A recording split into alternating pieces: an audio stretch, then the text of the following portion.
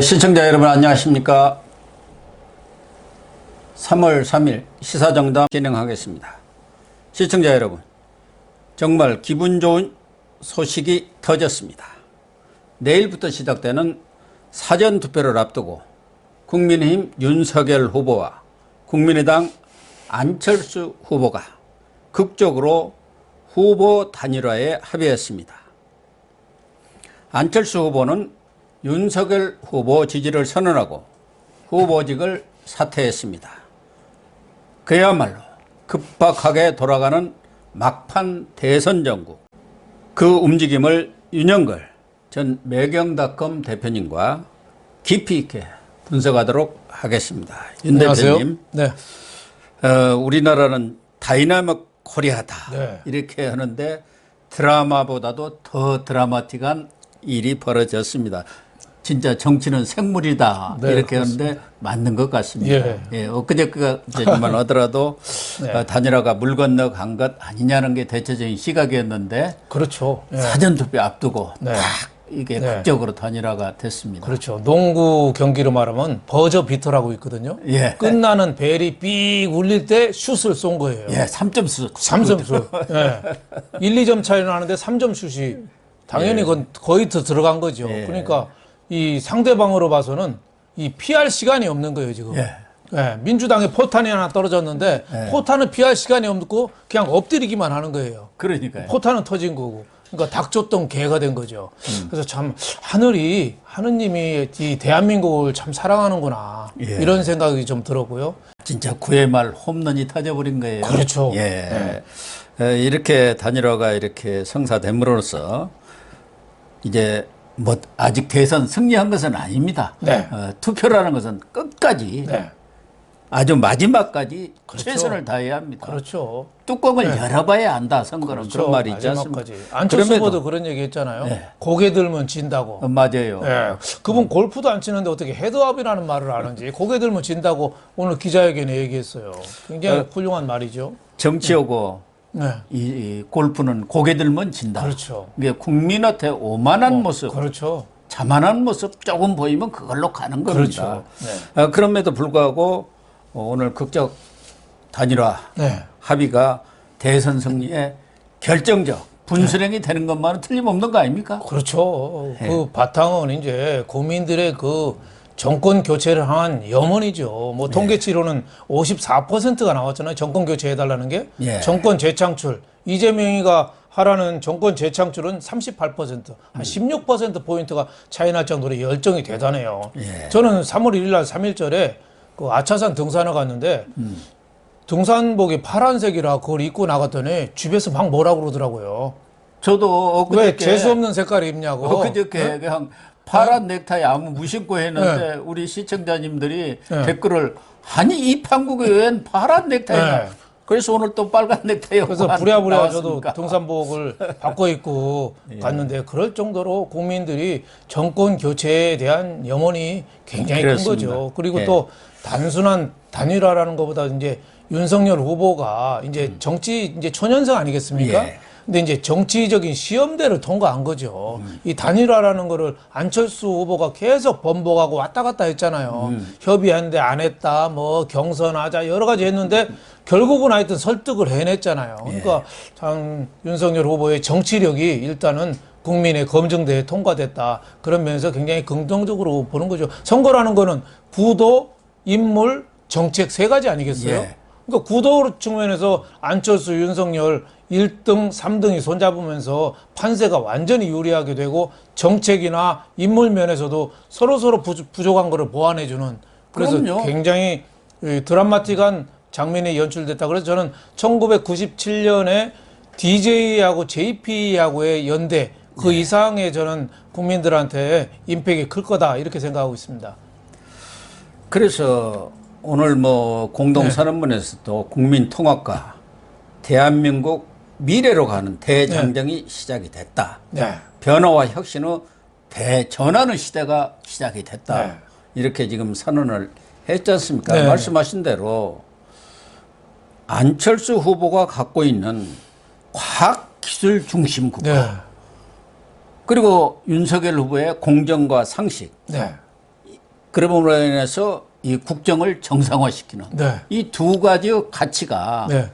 통합이 된 거예요. 그렇죠. 근데 서로 시너지를 내는 보완하는 그런 역할을 지금 해줄 수 있는 것 아닙니까? 그렇죠. 그동안에 이제 안철수 후보의 이미지 중에 대표적인 게 철수하고 철새 아니에요? 예. 철수. 정치 한 10여 년 동안에 계속 하다가 말고 밀고 땡기고 철수. 그다음에 철새. 민주당, 뭐 국민의힘 여야를 그때그때 필요하면서 간 보면서 왔다 갔다 해서 간철수라는 얘기까지 철수하고 철새 이미지였는데 이번 단일화는 철수하고 철새하고는 다르죠. 예. 왜냐하면 이 공동정부 참여하는 거니까 철수라고 볼 수 없죠. 그리고 철새 이거는 정권 교체로 해서 손을 합치는 거니까 이거는 철수하고 철새 이미지는 벗어났다 이런 생각이 들어서 민주당에서 비난하기는 상당히 좀 논리적으로 공색할 거다 이런 생각이 듭니다. 그래서 지난번 27일 날 네. 윤석열 후보가 그 단일화 전후 과정을 밝히고 네. 사실상 단일화가 어려워질 상황에 들어갔을 때 네. 제가 안철수 후보는 또 철수를 했다. 네.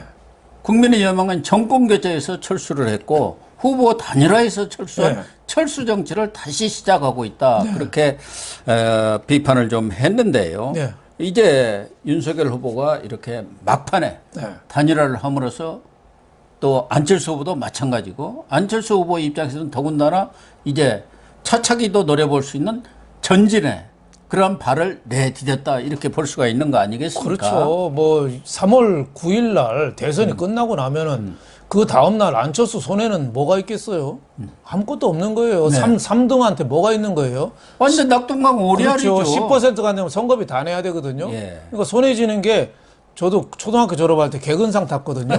개근상. 집에 와서 아버지한테 개근상이라고 그러니까 야 이놈아 개근상은 다 타는 거야. 뭐 우등상이나 뭐 교육감상 이런 거 없냐고 그러더라고요. 예. 그러니까 개근상 타서 뭐 하냔 말이에요. 그래서 명분하고 실리를 안철수도 챙겼다 이런 생각이 들고 윤석열 후보가 저는 이번에 굉장히 잘한 게 27일 날 일요일 날 기자회견 했잖아요. 단일화 깨졌다고 하면서 소상히 밝힌 거예요.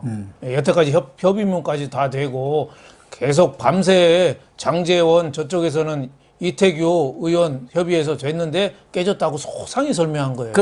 그러니까 국민들이 봐서는 이해를 한 거죠. 아, 저 안철수가 왔다 갔다 하지 국민의힘은 계속 협의하려고 노력을 했구나. 이러면서 안철수 지지율이 뚝 떨어져 버렸어요. 5, 6%로 떨어져 뚝 떨어졌어요. 네. 그리고 또 윤석열 후보가 잘한 게 기자회견하면서 국민한테 소상히 밝힌 거하고 또 문을 열어놓겠다. 어디서든지 전화만 하면 차 돌려서 가겠다. 예. 이런 좀 적극적인 자세, 열린 마음. 이게 저는 이번에 단일화가 성공하게 된 큰 계기가 된 거다. 그래서 윤석열 특유의 통큰 정치 이게 저는 먹혔다 이렇게 봅니다. 윤석열 후보에 대해서 정치 초보다. 네. 이재명은 우크라이나 대통령까지 빗대서 초보 정치인이라고 비난했다가 큰 실수한 거죠. 국내에 지금 그럼요. 비판의 본물이 터져서 아주 그냥 곤혹을 치르고 그건 있는데 사실 윤석열 후보 지금 초보 정치는 맞는데 당내 경선 이후에도 홍준표 네. 의원 네. 그리고 유승민 전 의원 네. 이런 사람들 다 또 이준석은 말할 그렇죠. 것도 없고 이렇게 껴안는 거 보면 막판에 가서 다 무릎을 꿇렸어요. 그렇죠. 결과적으로. 네. 뚝심이 있는 거죠. 예, 뚝심. 네. 안철수 후보도 지금 네. 아주 막판에 몰린 거 아닙니까? 그렇죠. 거기서 지금 어떻게 보면은 우리가 좋게 이야기는 하고 싶습니다만은 네. 안철수 후보가 완전히 코너에 몰리니까 그렇죠. 100기를 든 겁니다. 네. 그런 거 보면은 윤석열 후보에 대해서 뭐 정치력이 있느니 없느니 네. 이제 정치 초보니 이런 얘기는 이제 사라져야 할 것 같아요. 그렇죠. 아주 정치 리더십이 있습니다. 대단하다고 확실히 봐요. 보여줬어요. 그럼요. 예. 어제 보니까 참 저는 삼국지의 도원결의 예. 뭐 이런 말이 생각나더라고요. 한나라 부흥을 해서 유비, 장비, 관우가 뭉쳤잖아요. 그것처럼 정권 교체 이 대의를 해서 윤석열하고 안철수 뭐 그동안에 여태까지 뭐 감정이 앙금이 없겠어요. 앙금이 있긴 하겠지만은 저 민주당의 이재명 같은 사람이 대통령 되면은 이 나라가 어떻게 되겠느냐 이런 위기의식 이거 하나로 뭉쳤는데 저는 그런 면에서 굉장히 단일화라는 드라마 굉장히 멋지게 썼다 이런 생각이 좀 듭니다. 그래서 윤석열 후보는 물론이고 네. 안철수 후보도 지난번에 그 후보 단일화 네. 경선 제안하면서 구체제 종식, 네. 정권 교체 네. 이것을 얘기했고 오늘 기자회견이 끝난 뒤에 네. 일문일답에서도 지난 4.7 재보선 때의 그러한 정권 교체라는 대의에 네. 거기에 부합하는 행동을 하는 게 맞다고 판단을 했다. 네. 제대로 판단을 하고는 있었던 것 같아요. 그렇죠. 그때도 정권 교체 대의로 해서 자기 대선 출마 안 한다고 그랬거든요. 예, 서울시장 경선할 때 오세훈 시장하고. 그런데 약속을 깨고 이제 출마를 선언한 거죠. 예. 그래서 그동안에 계속 단일화 얘기하고 며칠 전만 해도 안철수 후보가 뭐 그 윤석열 찍으면 나중에 손가락을 자를 정도로 후회할 거다 이런 극한 발언을 많이 했죠. 그러니까 정청래가 최고의 명연설이라고 거기다 또 댓글까지 달았지 않습니까? 그러니까 뭐 정치인의 변신은 뭐 이해해 줄 만한 측면이 있는 거죠. 결국은 대의를 국민의 요원한 불길을 무시할 수 없었다고 봐야죠. 거기에는 또 임명진 목사라 김동길 교수 이런 분들이 그 지지 철회하고 네. 이런 압력도 굉장히 컸고 국민의당 내분도 굉장히 컸고 또 안철수 후보가 돈에 대해서는 굉장히 신경을 많이 쓰는 사람이거든요.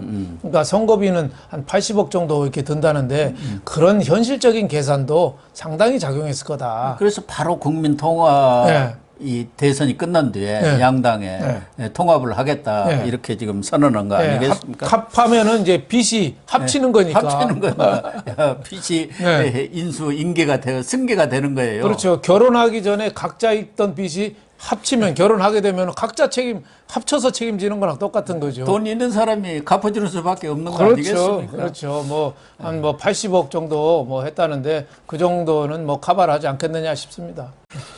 이번 합의문 발표를 보면은 이제 공동 인수위 그러니까 집권을 해서 승리를 할 경우 인수위 때부터 공동 인수위를 구성하고 공동 정부를 그렇죠. 그러니까 국민 통합 정부를 그렇죠. 이렇게 발족을 시킨다. 네.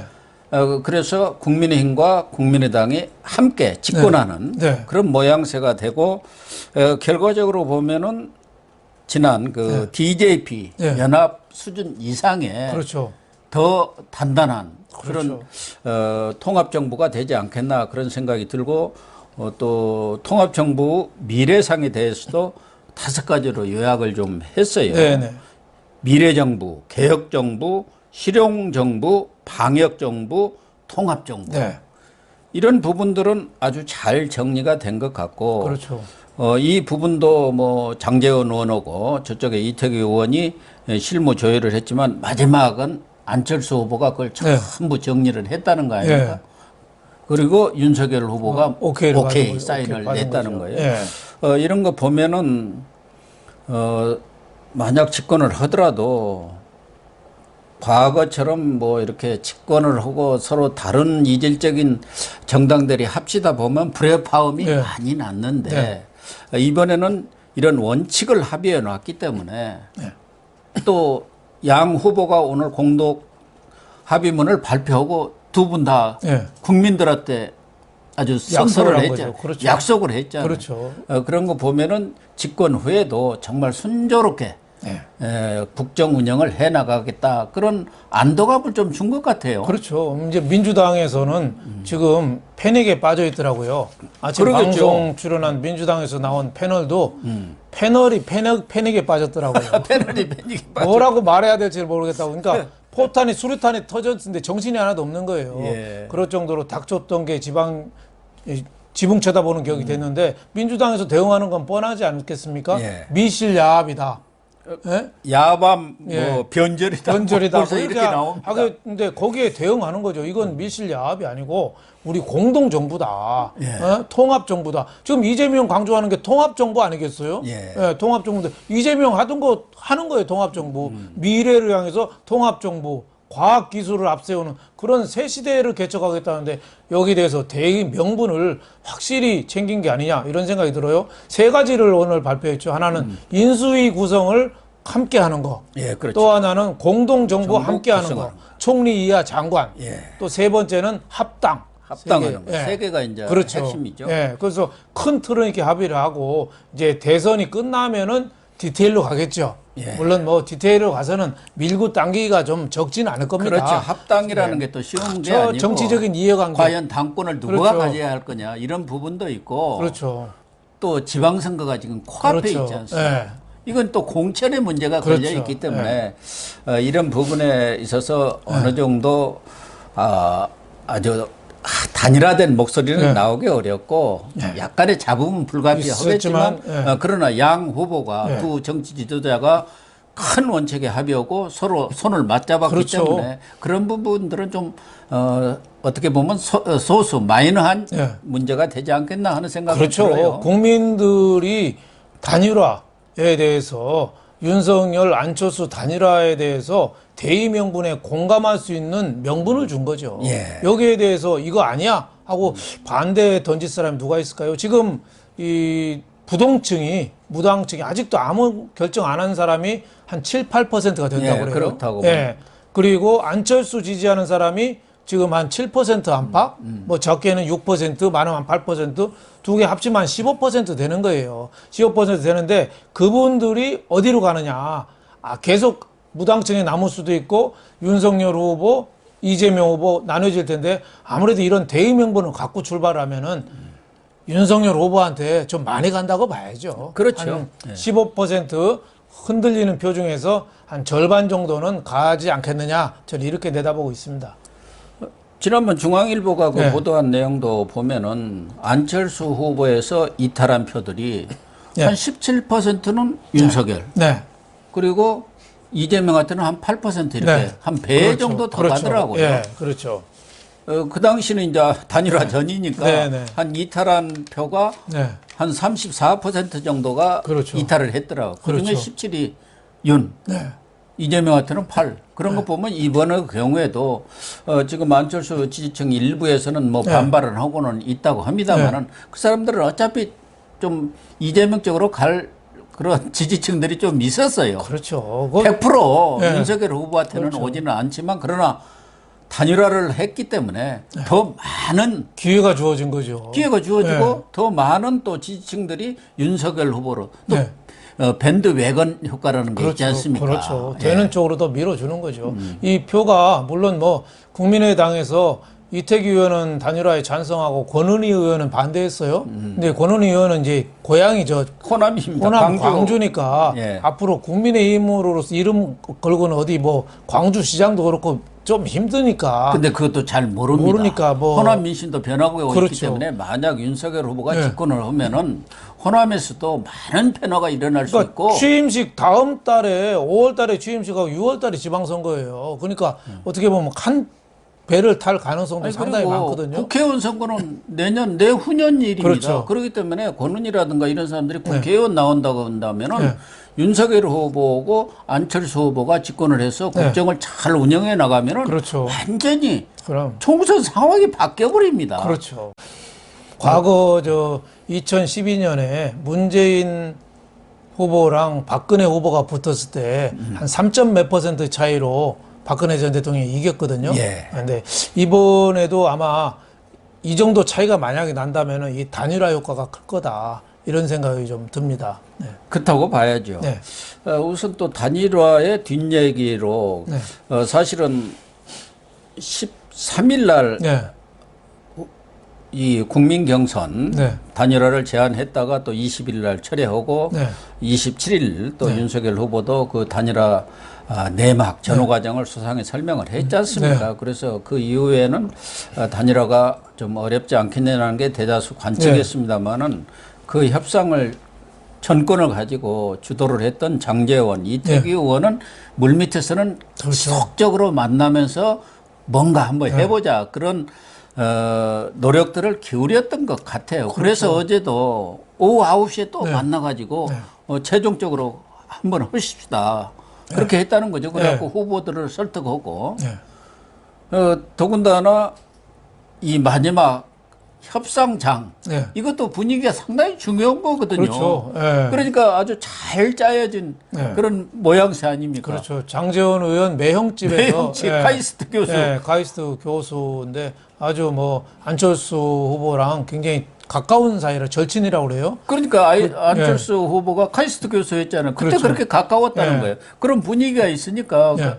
그 집에 갔다는 것은 이미 그렇죠. 마음으로 정했다 이렇게 봐야겠죠. 뭐 그 전에 빨간 넥타이 차고 올 때부터 예, 그랬습니다. 뭐 마음이 있고 어제 TV 토론할 때 이상하게 안철수 후보가 윤석열 후보에 대해서 공격을 별로 안 하더라고요. 만약에 끝까지 완주한다고 그랬으면은 공격했죠. 공격을 세게 했을 건데 좀 뭐 탄소 절감 뭐 이런 거 몇 개 물어보다가 딴 얘기 하더라고요. 그래서 아 저분이 별로 학문의 뜻이 없구나. 2차 토론 때는 예. 꽤 사납게 그렇죠. 윤석열 그렇죠. 후보를 몰아붙였잖아요. 그렇죠. 뭐 일문일답식으로 그렇죠. 하듯이. 그런데 누가 그러더라고요. 안철수 후보한테 뭐 이렇게 단일화 네. 적극적으로 설득을 하면서 네. 안철수 후보가 자기도 동의한다. 말씀을 듣고 한번 상의를 해보겠습니다. 그래서 그러면 당에 가서 상의를 하느냐? 네. 아 그건 아닙니다. 네. 그러더라는 거예요. 그럼 누구하고 상의했겠느냐? 그래서 이번의 경우도 부인 김미경 네. 교수가 오고 마지막 조율을 해서 결재가 난 것 아닌가? 그렇죠. 그리고 김미경 교수가 안철수 후보한테 이제 전권을 부여한 거지. 그렇죠. 알아서 가서 합의해 오세요. 뭐 그렇죠. 그런 거 아닌가? 그렇겠죠. 지지율은 떨어지고 돈은 자꾸 들어가고 하니까 불과 지난 일요일 날 그걸 깼다가 다시 복원을 한 거죠. 그러니까 이태규 의원이 사실 협상 정권을 받고 협의를 해서 협상 문안까지 지난주에 만들었는데 그걸 안철수 후보가 나는 정권 준 거 없다. 그러니까요. 이렇게 해서 완전히 속된 말로 물을 먹여버렸거든요.